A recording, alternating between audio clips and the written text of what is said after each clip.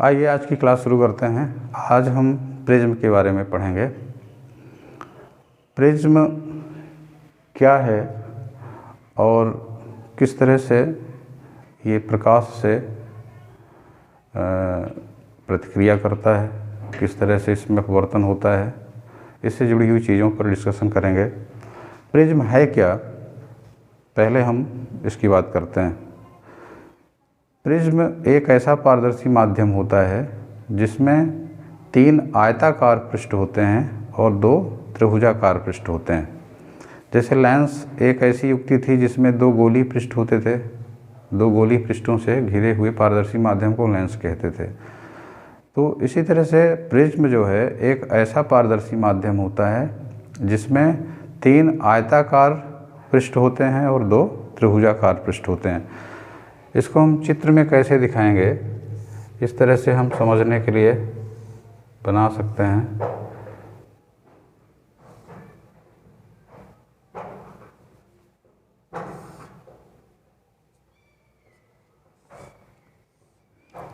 ये देखिए, एक ये आयताकार पृष्ठ है, दूसरा ये आयताकार पृष्ठ है और एक ये बैक साइड का।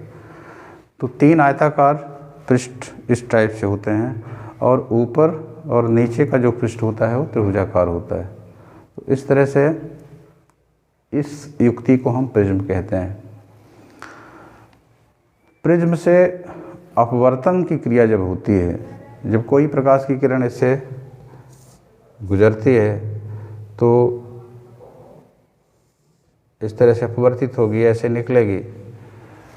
आपने अपवर्तन के नियम में एक चीज़ पढ़ी थी, जो पहला नियम था कि आपतित किरण, अपवर्तित किरण और अभिलंब तीनों एक तल में होते हैं। आपतित किरण, अपवर्तित किरण और अभिलंब तीनों एक तल में होते हैं। इसका मतलब ये तीनों किरणें एक तल में होंगी। तो जब हम कोई भी एक लंबवत तल हम इस प्रिज्म का निकालते हैं तो वो जो तल होता है वो त्रिभुजाकार होता है। अगर हम यहाँ से प्रिज्म को काटेंगे तो कैसा तल निकलेगा? त्रिभुजाकार तल निकलेगा।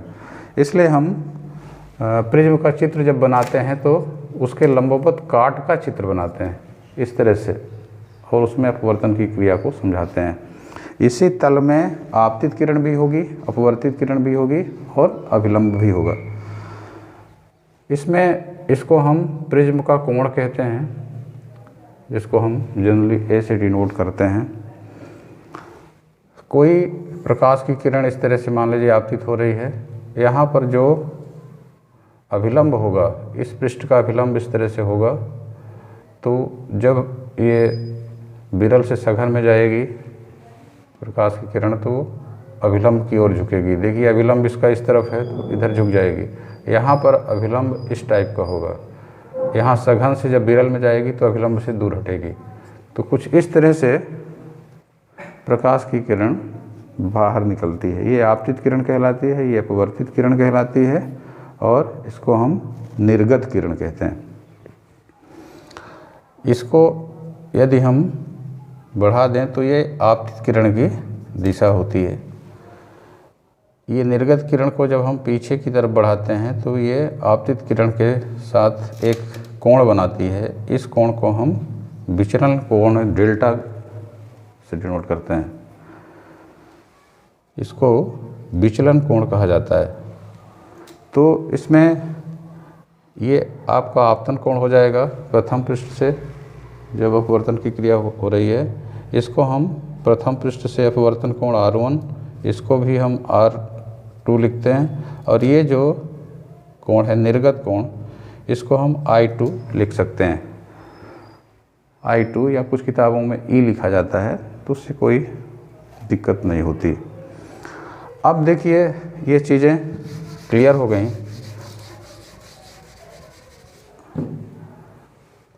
फिर से देखते हैं, ये आपका प्रिज्म का कोई लंबवत काट हो गया जिस पृष्ठ पर अपवर्तन की क्रिया हो रही।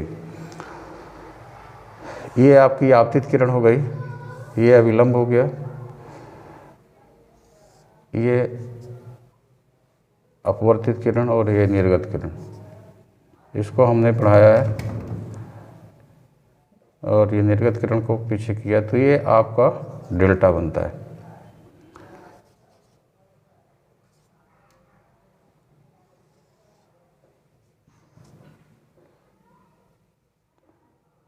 कुछ भी इनको लिख सकते हैं। ये इस तरह से एक अभिलंब आपतन बिंदु पर है प्रथम पृष्ठ में और दूसरा ये n डैश। यहाँ पर ये आपका I1 हो गया, ये R1 हो गया, ये आपका R2 हो गया और ये I2 हो गया। अब देखिए इसमें एक बड़ी छोटी सी चीज़ है जिसको समझना बहुत ज़रूरी है। इसमें आपतन कोण और विचलन कोण में एक संबंध होता है। जब तक हम इसको नहीं समझेंगे तब तक आगे प्रिज्म सूत्र समझ में नहीं आएगा, इसलिए इसको थोड़ा सा समझ लें। जब हम आपतित किरण को इस तरफ हम इसको डिस्प्लेस करेंगे तो आपतन कोण का मान बढ़ेगा, आपतन कोण का मान बढ़ेगा। तो इसमें होता क्या है कि आपतन कोण का मान हम जैसे जैसे बढ़ाते हैं तो विचलन कोण का मान, डेल्टा का मान कम होता है, शुरू में कम होता है और एक स्थिति ऐसी आती है जब विचलन कोण का मान अपने न्यूनतम मान को प्राप्त कर लेता है। इसके बाद यदि हम आपतन कोण का मान और बढ़ाएं तो विचलन कोण का मान बढ़ने लगता है। इसको हम ग्राफ से समझ सकते हैं। ग्राफ इस तरह से खींचा जाता है।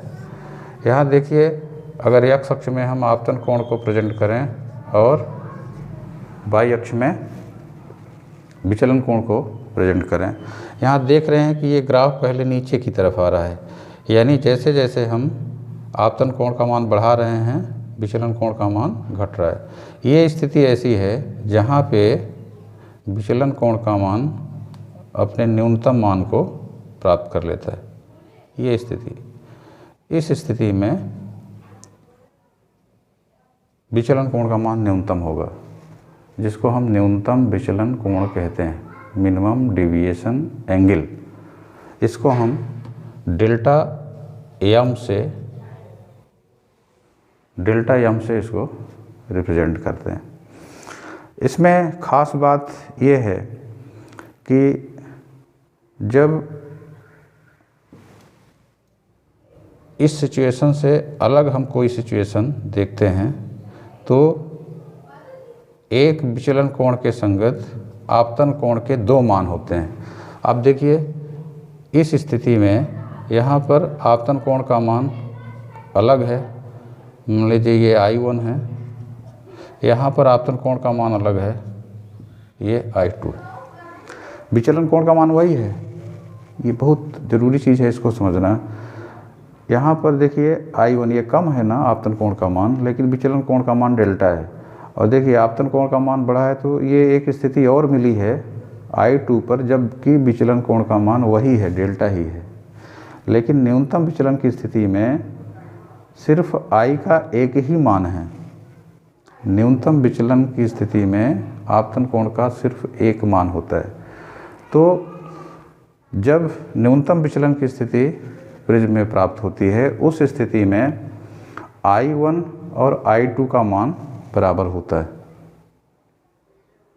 न्यूनतम विचलन की स्थिति में I1 और I2 का मान बराबर होता है। उसका कारण ये है कि जैसे इधर से किरण आ रही है और यहाँ से निर्गत हो रही है, और प्रकाश की उत्क्रमणीयता का सिद्धांत अगर हम लागू करें तो इधर से अगर किरण आपतित होगी तो इधर से निर्गत होगी। तो अगर इधर से आपतित कराएंगे तो आपतन कोण का मान I1, इधर से आपतित कराएंगे तो आपतन कोण का मान I2, और विचलन कोण का मान वही रहेगा, न्यूनतम विचलन कोण। तो ऐसी स्थिति तब हो सकती है जब I1 और I2 का मान बराबर होगा। तो ये ध्यान में रखना है कि न्यूनतम विचलन की स्थिति में I1 का मान I2 के बराबर होता है। अब देखिए, अगर हम इधर से किरण को आपतित कर रहे हैं तो अपवर्तनांक क्या होगा, साइन I1 बटे साइन R1, और अगर हम इधर से आपतित करा रहे हैं तो अपवर्तनांक का मान क्या होगा, साइन I2 बटे साइन R1। ये म्यू का मान होगा, प्रिज्म के पदार्थ का जो अपवर्तनांक होगा। अब देखिए I1 और I2 दोनों बराबर हैं। उस स्थिति में जब I1 बराबर हो जाएगा I2 के, यानी साइन I1 बराबर हो जाएगा साइन I2 के, तो साइन R1 बराबर भी हो जाएगा साइन R2 के, यानी R1 बराबर भी हो जाएगा R2। ये बहुत ज़रूरी चीज़ है इसको समझना। यानी न्यूनतम विचलन की स्थिति में जब ये डेल्टा m होगा, उस स्थिति में I1 और I2 दोनों बराबर हो जाएंगे और R1 और R2 भी दोनों बराबर हो जाएंगे। तो इसको ध्यान में रखते हुए हम प्रिज्म सूत्र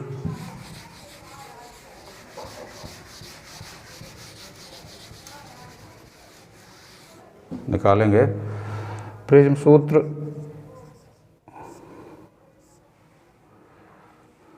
प्रिज्म के पदार्थ के अपवर्तनांक का जो सूत्र होता है sine A plus delta m by 2 बटे साइन A बाई 2। परीक्षा में ये सिद्ध करने के लिए आता है। इसको हम कैसे प्रूफ करते हैं, इसको ध्यान से समझिए। तो बहुत सरल लगेगा ये, इसको बहुत कठिन बच्चे मानते हैं, लेकिन कठिन है नहीं। इसमें ये हमारा प्रिज्म कोण है A, इसमें दो चीज़ें आई हैं, A और डेल्टा m। A क्या है? प्रिज्म कोण है, और डेल्टा m न्यूनतम विचलन कोण है। यहाँ पर देखिए हम न्यूनतम विचलन की स्थिति में चित्र बनाते हैं। मान लीजिए ये आपतित किरण है, ये अपवर्तित किरण है और ये निर्गत किरण। इसको हम जब बढ़ाएंगे, ये आपतित किरण की दिशा है, इसको पीछे बढ़ाएंगे, ये आपका डेल्टा m है। ये PQ आपकी आपतित किरण है, QR अपवर्तित किरण है और RS निर्गत किरण है। मान लेते हैं ये T पर निर्गत किरण आपतित किरण से मिल रही है। यहाँ पर जो अभिलंब होगा और यहाँ पर जो अभिलंब होगा, ये दोनों अभिलंब मान लेते हैं O बिंदु पर, दोनों मिल रहे हैं। अब देखिए ये आपका I1 होगा, ये R1 होगा, ये R2 होगा, और ये जो कोण है ये I2 होगा।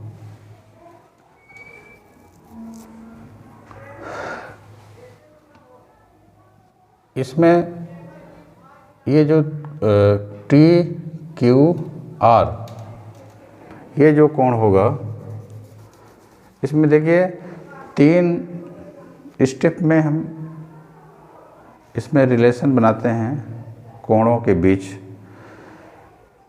इसमें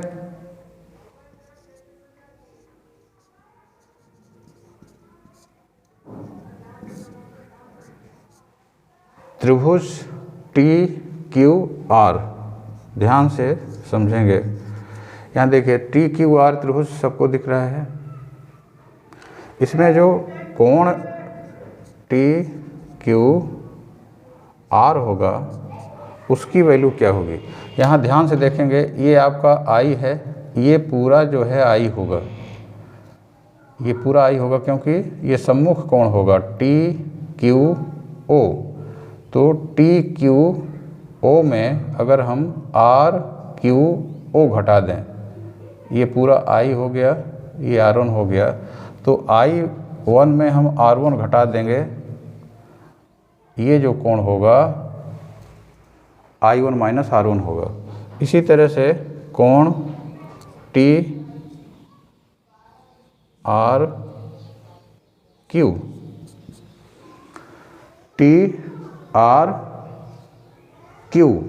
यानी इस कोण को हम निकाल रहे हैं। ये I2 है, तो ये पूरा सामने का पूरा ये यानी TRO, इसको ऐसे चित्र में समझ लीजिए, बहुत लिखेंगे तो बहुत लंबा हो जाएगा। TRO और ये NRS, ये दोनों सामने के कोण हैं, तो I2 ये है तो ये पूरा I2 होगा, और I2 में अगर हम R2 घटा देंगे तो ये छोटा वाला TR³ मिल जाएगा, यानी ये हो जाएगा I2 माइनस R2। तो ये दोनों कोण मिल गए। अब देखिए इसमें ये जो डेल्टा एम है, ये त्रिभुज TQR का एक बाह्य कोण है, बहिष्ठ कोण है। तो हम जानते हैं कि बहिष्ठ कोण का मान दूरस्थ अंतः कोणों के योग के बराबर होता है। तो I1 माइनस R1 और I2 माइनस R2, इनका योग करेंगे तो ये आ जाएगी। इसको थोड़ा सा व्यवस्थित अगर हम लिखें तो I1 प्लस I2 और माइनस R1 प्लस R2, ये समझ में आ गया। अब न्यूनतम विचलन की स्थिति में हम जानते हैं कि I1 बराबर होता है I2 के, इसको हम मान लेते हैं सिर्फ I। जब दोनों बराबर हैं तो फिर 1 2 लगाने की क्या ज़रूरत है। और R1 R2 दोनों बराबर हैं तो हम इसको क्या मान लेते हैं, सिर्फ R। तो ये डेल्टा एम बराबर हो जाएगा I प्लस I यानी 2I और R प्लस R 2। तो इसमें एक इक्वेशन ये बन जाता है। दूसरी बार देखिए, यहाँ पर एक त्रिभुज बन रहा है QOR, इसमें तीन कोण कौन कौन हैं, R1 R2 और QOR। तो त्रिभुज QOR में हम जानते हैं कि त्रिभुज के तीनों कोणों का योग 180 होता है, यानी R1 धन R2 धन QOR, ये 180 हो जाएगा। ये चीज़ क्लियर है ना, R1 धन R2 धन QOR, ये 180 होगा। और तीसरी बार हम चतुर्भुज AQOR, इसको ध्यान से देखेंगे, AQOR, ये चतुर्भुज है, ये चतुर्भुज है AQOR। इसमें देखिए ये लंब खींचा गया है, तो ये पूरा कोण यानी AQO ये पूरा 90 का होगा कि नहीं होगा जब ये लंब है। इसी तरह से ये भी लंब है तो ये कोण भी 90 का होगा, यानी इस चतुर्भुज के ये दो कोण, ये सामने वाले, ये 90 के होगा, ये भी 90 और ये भी 90 कितना हो गया, 180। तो इन दोनों का जो योग होगा वो 180 होगा, क्योंकि चतुर्भुज के चारों कोणों का योग 360 होता है। तो जब इन दोनों का योग 180 हो गया तो इन दोनों का योग 180 होगा। तो ये समझाना नहीं है आपको, जब आप लिखेंगे तो डायरेक्ट आप लिख सकते हैं कि A और QOR इन दोनों का योग 180 होगा। अब ये दोनों रिलेशन आप देख लीजिए, इन तीनों का योग 180 है और इन दोनों का योग 180 है, यानी राइट साइड दोनों के बराबर हैं तो लेफ्ट साइड बराबर हो जाएंगे, यानी R1 धन R2 धन कोण QOR बराबर हो जाएगा A धन QOR। अब देखिए QOR कट जाएगा, तो बचा क्या, R1 धन R2 बराबर A।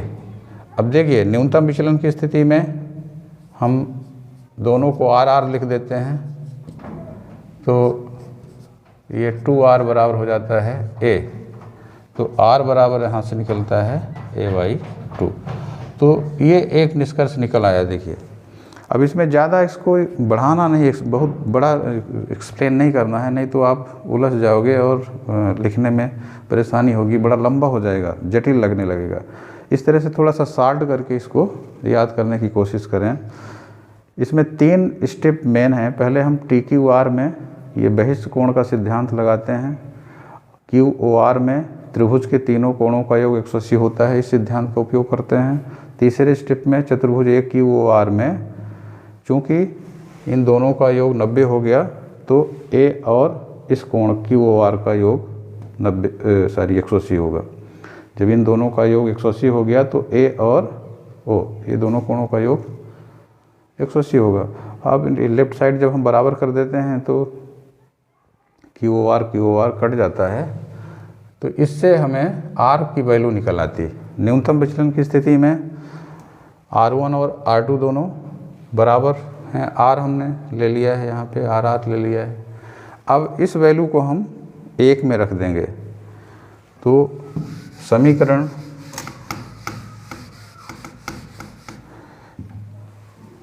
एक से देखिए ये डेल्टा m बराबर है 2i माइनस 2, r की जगह हम लिख देंगे a/2, r की वैल्यू आई है a/2।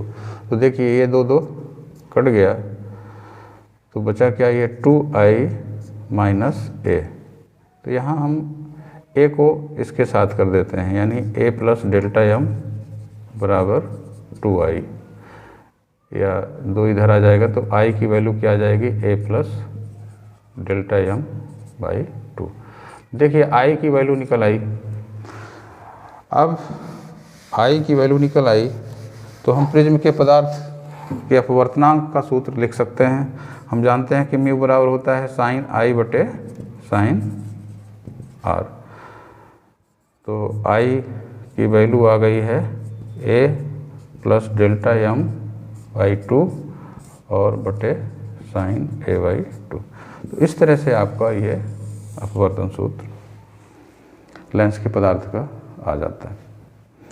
तो इसको 2-3 बार आप ध्यान से देखें और थोड़ा सा लिखने का अभ्यास करें और इसको शॉर्ट करने की कोशिश करें, मतलब ज़्यादा डिटेल में आप न लिखें, उसको जो मेन स्टेप है उन्हीं को लिखें।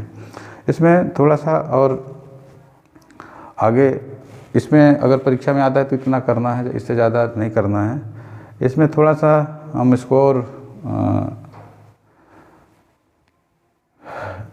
इस सूत्र को थोड़ा सा और समझाने की कोशिश करते हैं। इसमें पतले प्रिज्म के लिए एक सिचुएशन आती है।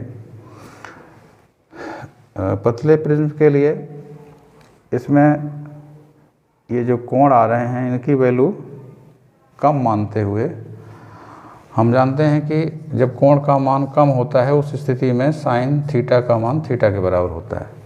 तो यहाँ पर म्यू बराबर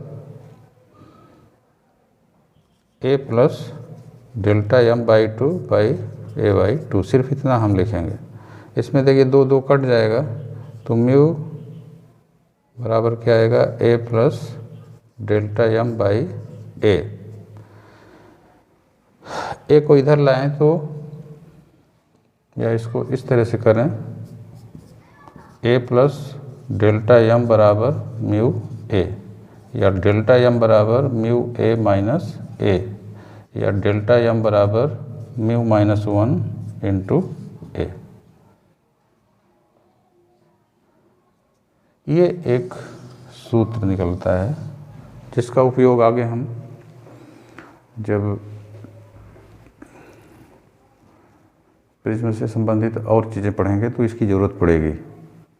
डेल्टा m बराबर म्यू माइनस 1 इंटू a, या इसको कभी कभी सिर्फ डेल्टा लिखा जाता है, डेल्टा बराबर म्यू माइनस 1 इंटू a। इसका हम बहुत ज़्यादा उपयोग करते हैं प्रिज्म में। इसमें आप देख रहे हैं कि डेल्टा का मान यानी विचलन कोण का मान 2 पदों पर निर्भर करता है, म्यू पर और a पर। म्यू प्रिज्म के पदार्थ का अपवर्तनांक है और a प्रिज्म कोण है।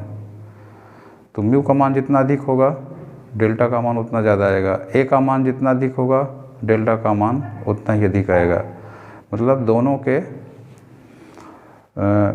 के साथ समानुपातिक संबंध बन रहा है। तो कभी कभी इस तरह का क्वेश्चन आता है कि अगर अपवर्तनांक ज़्यादा हो तो प्रिज्म के विचलन कोण पर क्या फ़र्क पड़ेगा, या प्रिज्म कोण का मान बढ़ा दिया जाए तो विचलन कोण पर क्या प्रभाव पड़ेगा।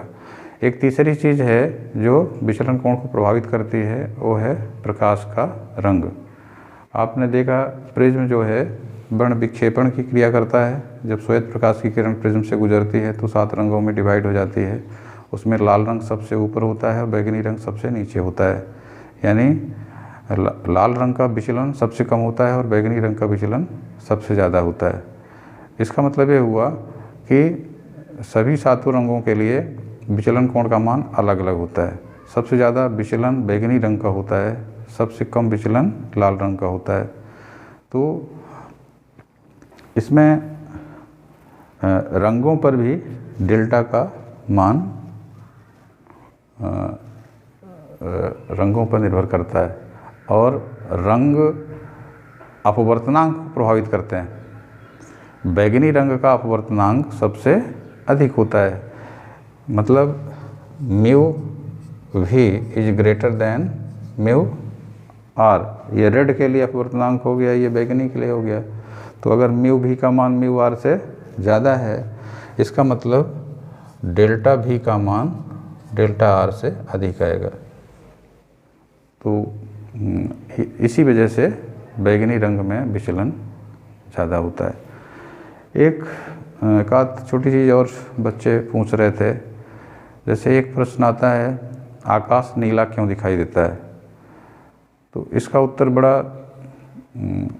आसान है यद्यप, लेकिन थोड़ा सा इस पर बात करते हैं। आकाश नीले रंग का क्यों दिखाई देता है? ये प्रकीर्णन से जुड़ी हुई चीज़ है। रेले ने एक सिद्धांत दिया था कि प्रकाश का जो प्रकीर्णन है वो तरंग दैर्ध्य पर निर्भर करता है।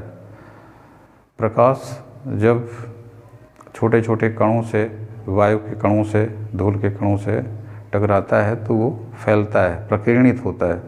और जो प्रकीर्णन की तीव्रता होती है रेले के नियम के अनुसार वो तरंग दैर्ध्य पर निर्भर करती है।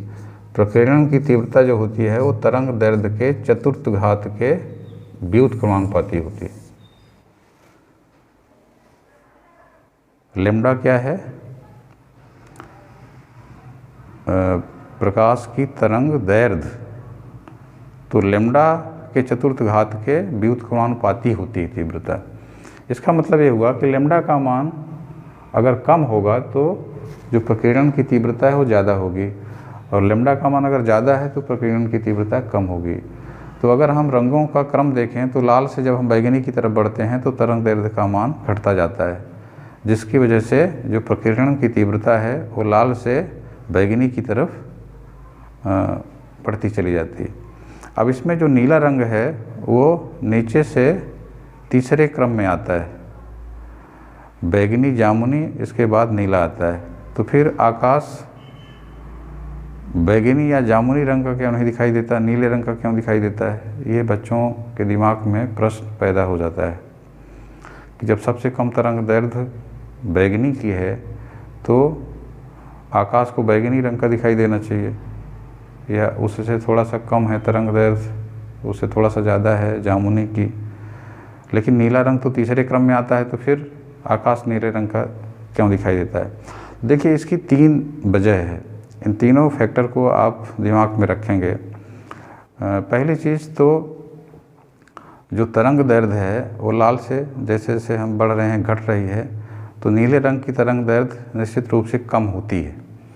भले उससे 2 रंग और कम तरंग दैर्ध्य वाले हैं, लेकिन नीले रंग की तरंग दैर्ध्य कम होती है, इससे उसका प्रकीर्णन अधिक होता है।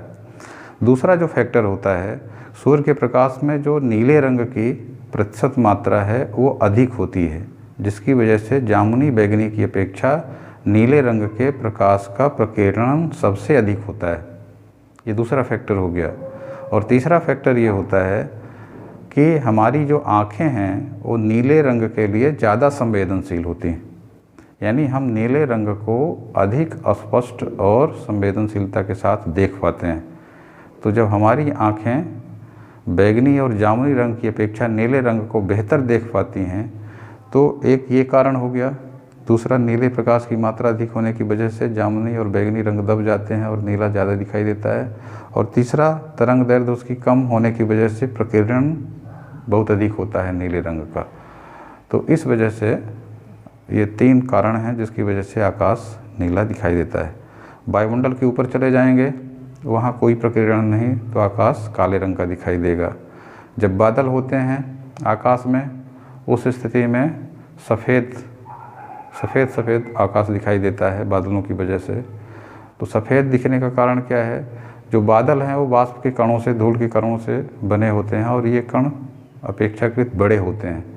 तो बड़े कण से प्रकीर्णन नहीं होता। प्रकीर्णन तब होता है जब तरंग दैर्घ्य के क्रम के कणों की प्रकृति होती है।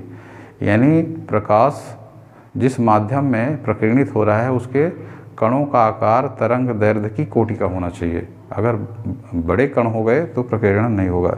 तो बादलों के कणों से प्रकाश का प्रकीर्णन नहीं होता, यानी सभी रंग एक साथ होते हैं, मिले हुए होते हैं, प्रकीर्णित नहीं होते, जिसकी वजह से सभी रंग जब मिले होंगे तो सफ़ेद रंग बनेगा। तो इस तरह से उस सिचुएशन में आकाश सफ़ेद दिखाई देता है। तो ये छोटी छोटी चीज़ें हैं, इनको आप रिवाइज करें और अच्छी तरह से दिमाग में बैठा लें, तो लघुत्तरीय प्रश्नों का उत्तर देने में आपको आसानी रहेगी। तो आज की क्लास यहीं बंद करते हैं। नेक्स्ट टर्न में हम प्रकाशिक उपकरण